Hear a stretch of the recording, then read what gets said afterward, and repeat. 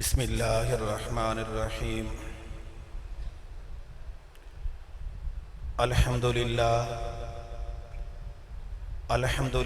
الذی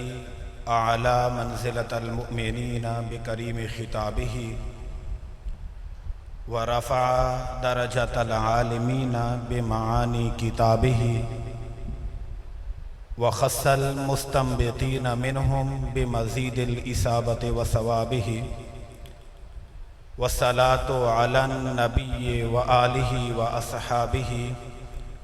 والسلام علی ابی حنیفۃ واحمد رضا باحبابہ اما بعد فاعوذ باللہ من الشیطان الرجیم بسم اللہ الرحمن الرحیم والضحی واللیل اذا سجی آمنت باللہ صدق اللہ العظیم وبلغنا رسوله النبی الکریم الامین ونحن على ذلك لمن الشاہدین والشاکرین والحمد للہ رب العالمین ان اللہ وملائکتہ یصلون علی النبی یا ایہا الذین آمنوا صلوا علیہ وسلموا تسلیما الصلاة والسلام علیک یا سیدی یا رسول اللہ الصلاة والسلام علیک یا سیدی یا حبیب اللہ وعلا آلک واصحابک یا سیدی یا محمد رسول اللہ مولا صلی وسلم دائما ابدا علی حبیبک خیر الخلق کلہم والآل والصحاب ثم التابعین فہم اہل التقی والنقی والحلم والکرم راہوں میں تیرے طور کے آثار ملے ہیں، راہوں میں تیرے طور کے آثار ملے ہیں، ذروں کے جگر مطلع انوار ملے ہیں، راہوں میں تیرے طور کے آثار ملے ہیں، ذروں کے جگر مطلع انوار ملے ہیں، ستاروں میں تیرے حسن تبسم کی ضیاء ہے، پھولوں کی مہک میں تیرے آثار ملے ہیں، معراج کی شب سرحد امکان سے بھی آگے نقش قدم احمد مختار ملے ہیں، وہ جو ذات الہی کی تجلی سے نہ جھپکے، ہاں آپ کو وہ دیدہ بیدار ملے ہیں، جو دل کے تیرے پیار کی لذت سے ہیں محروم، وہ بھی تیری رحمت کے خریدار ملے ہیں، جو لوگ ہوئے تیری غلامی سے مشرف، وہ عظمت انسان کا معیار ملے ہیں، سردار بھی دیکھے ہیں سردار بھی دیکھے، سردار بھی دیکھے ہیں سردار بھی دیکھے، ہر حال میں ساتھی تیرے سرشار ملے ہیں، ہے ہمیں ناز اپنے مقدر پہ نہ کیوں ہو، سرکار ملے ہیں ہمیں سرکار ملے ہیں۔ تو میرے واجب الاحترام، آج کا عنوان جس پہ گفتگو کرنے کا موقع ملا ہے وہ ہے تڑپ دیدار مصطفیٰ صلی اللہ علیہ وآلہ وسلم۔ میرے واجب الاحترام، رب ذوالجلال نے قرآن مجید فرقان حمید میں ارشاد فرمایا وَالضُّحَىٰ وَاللَّيْلِ إِذَا سَجَىٰ۔ ان آیت کے محدثین کرام نے مختلف مفہوم نکالے، لیکن حقیقت بات یہ ہے ضحیٰ سے مراد چہرہ مصطفیٰ صلی اللہ علیہ وآلہ وسلم اور لیل سے مراد مبارک زلف مصطفیٰ صلی اللہ علیہ وآلہ وسلم آئے۔ اسی لیے امام اعلیٰ حضرت علیہ رحمہ نے ارشاد فرمایا ہے کلام الہی میں شمس و ضحیٰ تیرے چہرہ نور و فضا کی قسم، ہے کلام الہی میں شمس و ضحیٰ تیرے چہرہ نور فضا کی قسم، قسم شب میں راز یہ تھا کہ حبیب کی زلف دوتا کی قسم۔ اور شیخ سعدی شیرازی علیہ رحمہ نے ارشاد فرمایا کہ گر نواستے کے روئے و موئے اوبو دے خدائے نہ گفتے قسم بلیل و نہار، فرمایا کہ اگر والضحیٰ سے مراد چہرہ مصطفیٰ نہ ہوتا، واللیل سے مراد مبارک زلف مصطفیٰ نہ ہوتی، تو رب ذوالجلال کبھی دن رات کی قسم نہ اٹھاتا۔ تو گویا کہ رب ذوالجلال نے فرمایا والضحیٰ، اے محبوب تمہارے چمکتے چہرے کی قسم، واللیل محبوب تمہاری مبارک زلفوں کی قسم۔ تو میرے واجب الاحترام ایسا عظیم چہرہ جس کی قسم رب ذوالجلال فرمائے کہ اس ایسے عظیم چہرے کو جو دیکھ لیتا ہے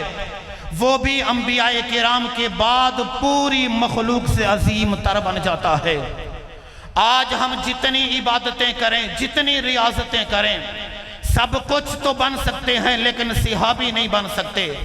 اس لیے کہ صحابی عبادت خدا سے نہیں، صحابی دیدار مصطفیٰ سے بنتا ہے۔ آپ اگر غور سے دیکھیں صحابہ کرام کا اتنا مقام کیوں اونچا ہے، اس کی وجہ یہ ہے کہ صحابہ کرام محبوب علیہ السلام کے سامنے بیٹھتے تھے، آپ علیہ السلام ان کے سامنے ہوتے۔ مثلا کہ آپ میرے سامنے موجود ہیں، میں آپ کے سامنے کھڑا ہوں، اگر غور سے دیکھیں تو آپ کی تصویر میری آنکھوں میں نظر آتی ہے اور میری تصویر آپ کی آنکھوں میں نظر آتی ہے، تو صحابہ کرام کی تصویر ذات مصطفیٰ کے آنکھوں میں نظر آتی، ذات مصطفیٰ کی تصویر صحابہ کرام کی آنکھوں میں نظر آتی۔ فرمایا لوگوں ان جیسا کون ہو سکتا ہے جو مصطفیٰ کریم کی آنکھوں میں بیٹھے، مصطفیٰ کریم جن کی آنکھوں میں بیٹھے۔ تو میرے واجب الاحترام یہ دیدار مصطفیٰ جنت کی ضمانت ہے، جس کو یہ نصیب ہو جائے وہ پکا جنتی بن جاتا ہے۔ اسی لیے محبوب علیہ السلام نے ارشاد فرمایا لا تمس النار مسلما رآنی او رآ من رآنی، فرمایا جس نے مجھے دیکھ لیا یا میرے دیکھنے والوں کو دیکھ لیا جہنم کی آگ اسے چھو تک نہیں سکتی۔ اور یہ بات صرف اسی تک محدود بھی نہیں بلکہ رسول اکرم صلی اللہ علیہ وآلہ وسلم نے ارشاد فرمایا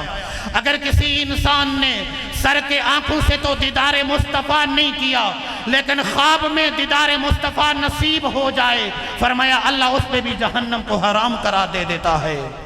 کنز العمال شریف میں محبوب علیہ السلام نے ارشاد فرمایا من رآنی فی المنام لا يدخل النار،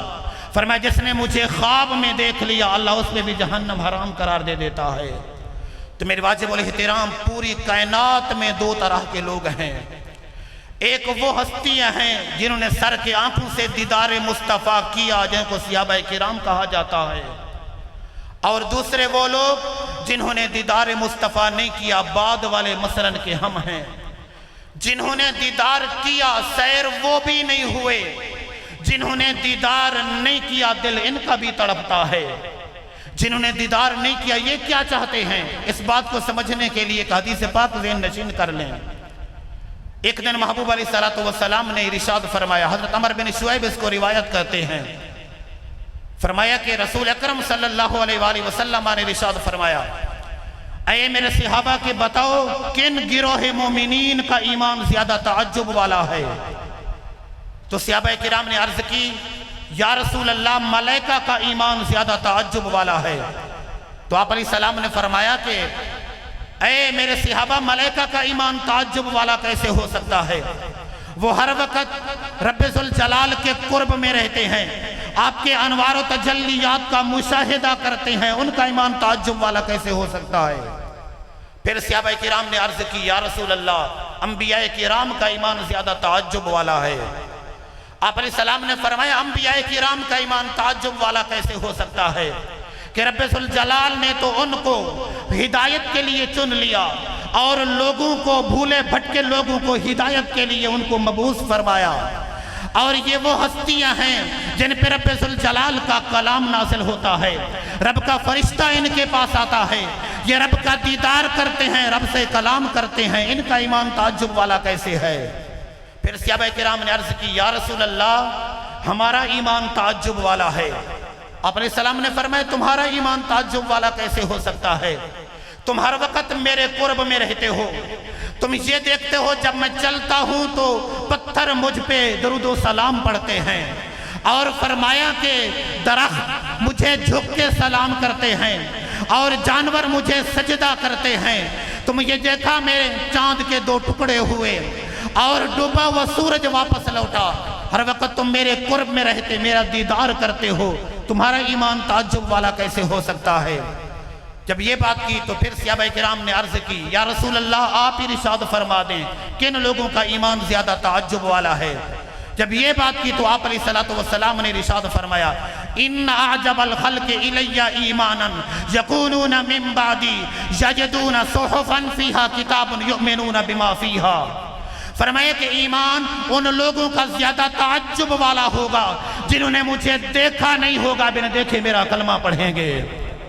ایمان ان لوگوں کا زیادہ تعجب والا ہوگا جنہوں نے میرا دیکھا نہیں ہوگا، بس میرا نام سنیں گے تو اپنی جانیں قربان کریں گے۔ فرمایا ان کو کتاب دی جائے گی، بس کتاب کو پڑھیں گے، اس پہ ایمان لائیں گے، اور جس وقت کتاب کو پڑھیں گے تو کہیں کتاب میں لکھا ہوا یہ ملے گا، وہ ایسی عظیم ہستی تھی جس پہ رب ذوالجلال خود درود و سلام پڑھتا ہے، ان اللہ و ملائکتہ یصلون علی النبی، اور کہیں یہ پڑھیں گے انبیاء اور رسل اس ذات کی اطاعت اور غلامی میں کمر بستہ ہیں، اذا اخذ اللہ میثاق النبیین، کہیں یہ پڑھیں گے حضرت ابراہیم خلیل اللہ ان کی ولادت کی دعائیں مانگتے رہے ربنا وابعث فیہم رسولا، کہیں یہ پڑھیں گے حضرت موسیٰ علیہ السلام ان کے امتی ہونے کی دعا کرتے رہے رب اجعلنی علی امت محمد صلی اللہ علیہ وسلم، اور کہیں سے پڑھیں گے رب ذوالجلال اس کی شہر کی قسمیں اٹھاتا ہے لا اقسم بہذا البلد، ان کے پھینکنے کو اپنا پھینکنا قرار دیتا ہے وما رمیت اذ رمیت ولکن اللہ رما، کہیں سے پڑھیں گے وہ ذات جب اپنا چہرہ آسمانوں کی طرف بلند فرماتی ہے تو رب ذوالجلال نماز کے مکمل کرنے کا گوارا نہیں کرتا، نماز کے اندر قبلہ پھیرنے کا حکم ارشاد فرما دیتا ہے۔ جب یہ پڑھیں گے ان کا دل محبت سے بھر جائے گا اور دل میں عشق کی شمع روشن ہو جائے گی، بس اللہ کی بارگاہ میں رو رو کے اسے دعا کیا کریں گے لو ارانی بأہلہ ومالہ، اے اللہ میرا سب کچھ قربان، میری جان لے لے، میرا مال لے لے، عزت آبرو سب کچھ لے لے، بس ایک مرتبہ مصطفیٰ کریم کی زیارت کرا دے۔ تو جنہوں نے نہیں دیکھا ان کی یہ خواہش ہوگی، اور ہر نہ دیکھنے والا آدمی بھی یہ خواہش نہیں کرے گا کہ یا رسول اللہ یا اللہ میرا سب کچھ قربان دیدار مصطفیٰ کرا دے، ہر نہ دیکھنے والا بھی یہ خواہش نہیں کرے گا، بلکہ وہ عظیم ہستیاں اس خواہش کا اظہار کریں گی۔ وہ عظیم ہستیاں کون ہیں جن کا ذکر محبوب علیہ السلام نے خود اس حدیث کے پہلے جملے میں ارشاد فرمایا، آپ نے فرمایا کہ ان من اشد امتی لی حبا ناس یکونون من بعدی یود احدہم، فرمایا کہ لو ارانی بأہلہ ومالہ، فرمایا کہ وہ لوگ جو مجھ سے ٹوٹ ٹوٹ کے محبت کریں گے، محبت پھر جب شدید ہو جائے گی اشد بن جائے گی، اور وہ عشق میں اللہ اللہ کے رسول سے عشق کریں گے، اور جب عشق کے درجے پہ فیض ہو جائیں گے یہ اللہ کی بارگاہ میں رو رو کے دعا کیا کریں گے یود احدہم لو ارانی بأہلہ ومالہ، اے اللہ ہمارا سب کچھ لے لے، بس سب کچھ کے بدلے آنکھ جھپکنے کی دیر میں دیدار مصطفیٰ کرا دے۔ اسی لئے علامہ اقبال علیہ رحمہ نے فرمایا بیاہ ہم نشین باہم بنا لیم من تو کشتہ شان جمالیم، علامہ اقبال نے کہا آؤ میرے بھائی مل کے روئیں، میں اور تم ایک ہی حسن و جمال والی ذات کے پیاسے ہیں۔ تو میرے بھائیوں یہ خواہش ان لوگوں کی ہوگی جنہوں نے دیکھا نہیں ہوگا، بس اللہ کی بارگاہ میں دعا کریں گے اے اللہ سب کچھ کے بدلے بس دیدار مصطفیٰ کرا دے۔ اور جنہوں نے دیدار مصطفیٰ کیا ان کی علامت کیا ہوگی؟ ان کی علامت پہچان یہ ہوگی، فرمایا کہ وہ یہ چاہتے ہیں ہر وقت رخ مصطفیٰ ہمارے سامنے رہے، ان کو کہیں اور لطف و سکون ملتا ہی نہیں، لطف ملتا صرف دیدار مصطفیٰ صلی اللہ علیہ وآلہ وسلم میں ہے۔ اسی لئے حضرت ام المؤمنین عائشہ صدیقہ طیبہ طاہرہ ارشاد فرماتی ہیں، فرمایا کان رجل عند النبی صلی اللہ علیہ وسلم ینظر الیہ ولا یطرف، ایک آدمی محبوب علیہ السلام کے سامنے بیٹھا بڑا غور سے آپ علیہ السلام کو دیکھ رہا تھا، نہ اس کی آنکھ پھرتی نہ آنکھ جھپکتی، بڑے ٹک ٹکی باندھ کے دیکھ رہا تھا۔ تو محبوب علیہ السلام نے فرمایا مالا کا کیا ہے تجھے؟ اتنا غور سے کیوں دیکھ رہا ہے؟ اس نے عرض کی بے ابی و امی اتمتع من النظر الیکا، یا رسول اللہ میری جان، میرے والدین سب آپ پہ قربان، میں آپ کا دیدار کر کے آپ سے لطف اندوز ہو رہا ہوں۔ اور وہ عظیم ہستیاں جنہوں نے دیدار مصطفیٰ کیا، جب وہ دنیا سے جانے لگتے ان کی آخری خواہش بھی یہ ہوتی کہ بس جاتے جاتے دیدار مصطفیٰ نصیب ہو جائے۔ سبل الہدی والرشاد میں موجود ہے،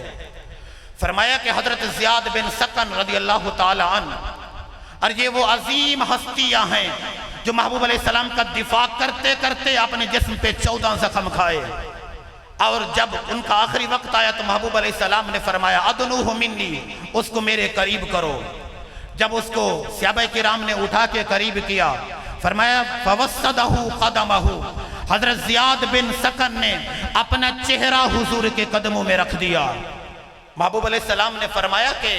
اے زیاد بتاؤ، زیاد بن سکن بتاؤ کیا چاہتے ہو؟ تو آپ نے اپنی آنکھیں رخ مصطفیٰ کی طرف بلند کی۔ یہ دونوں کام کر کے آپ نے 2 چیزوں کی طرف اشارہ کیا، سر قدموں میں رکھ کے اس بات کی طرف اشارہ کیا محبوب میری جان نکلے تو تمہارے قدموں میں نکلے،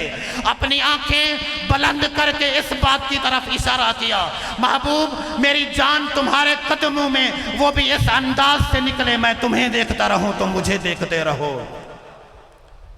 منم کے ہمی تمنا کہ بوقت جان سپردن، بروخ تو دیدہ باشم تو درون دیدہ باشی، یا رسول اللہ میری خواہش یہ ہے بس میں تمہیں دیکھتا رہوں تم مجھے دیکھتے رہو۔ تو میرے بھائیوں یہ بات اور یہ دیدار کی تڑپ صرف حضرت اشرف المخلوقات انسان تک بند نہیں، اور جانور بھی مصطفیٰ کریم کے دیدار کے پیاسے تھے۔ آپ علیہ السلام کا دراز گوش یافور مبارک، جس کے بارے میں جمال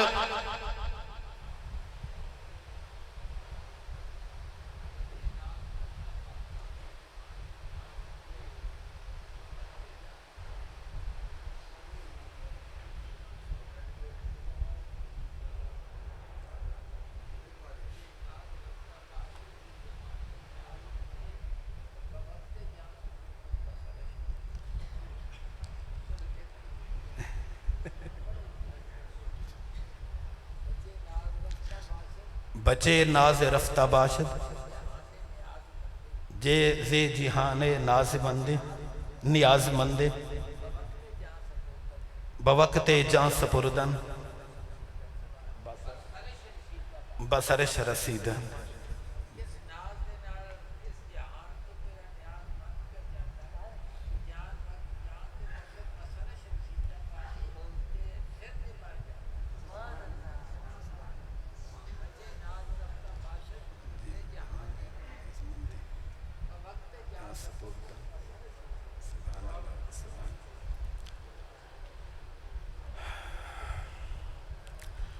تو یہ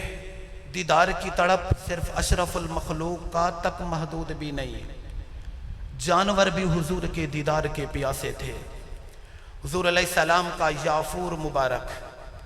جس کے بارے میں علامہ جمال الدین ابن حدیدہ الانصاری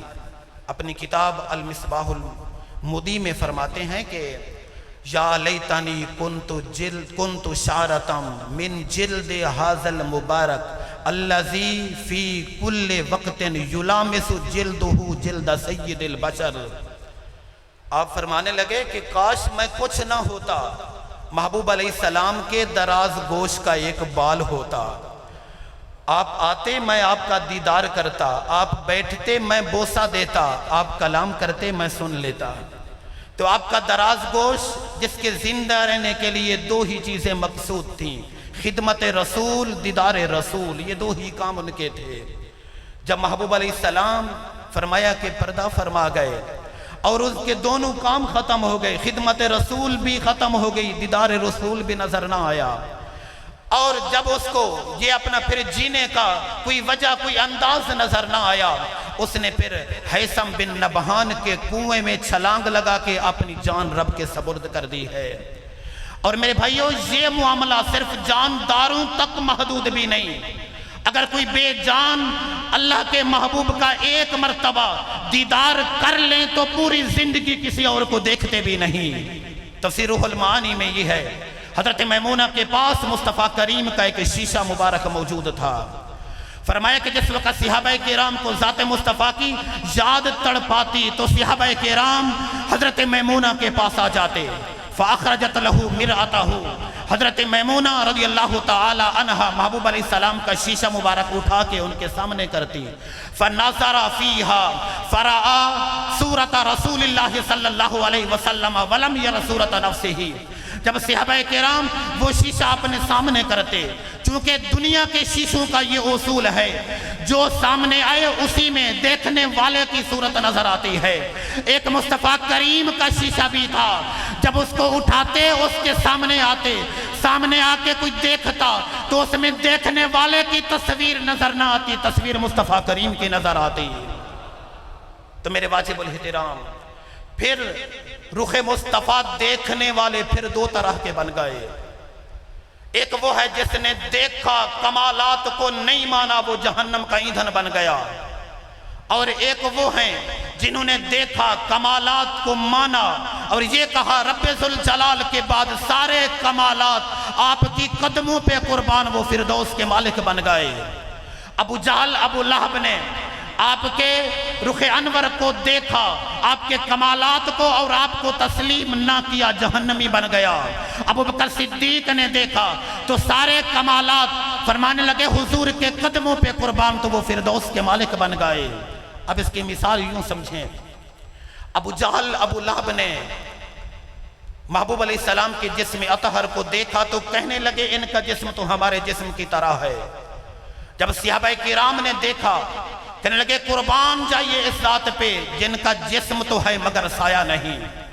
جن کا جسم تو ہے مگر مکھی نہیں بیٹھتی۔